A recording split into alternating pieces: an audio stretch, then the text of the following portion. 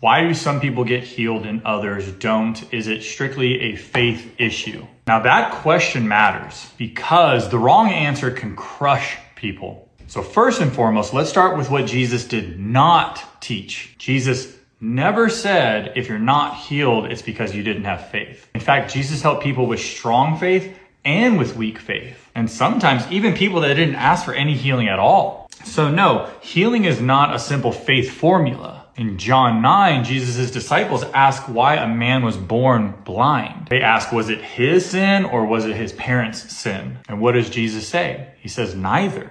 That alone destroys the idea that sickness is automatically equal to spiritual failure. Now, here's what the scripture does show us. God heals sometimes instantly. God heals sometimes gradually. And God heals, but sometimes not in this life. Even the Apostle Paul prayed 3 times for healing, and God said no. Certainly not because Paul lacked faith, but because God was doing something deeper. God told Paul, "My grace is sufficient for you, for my power is made perfect in weakness." Now that's tough to hear, but it's honest. Healing is not the highest goal of the Christian life. Faithfulness is. Jesus never promised that we would avoid suffering. He promised that he would be in it with us. And here is where this gets really personal. We don't follow Jesus because he fixes everything on our timeline. We follow Jesus because he's Lord,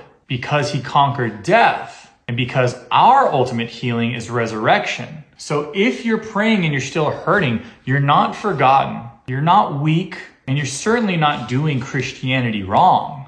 Sometimes God heals the body. Sometimes he strengthens the soul, and sometimes he uses the pain to shape us into people who cling on to him more deeply. Now, this isn't some sort of neat answer, but I certainly hope it's a true one. And it calls on us not to simply just know scripture, but to trust the one who spoke it. This is the Red Letters. Christ is King and Christ is God.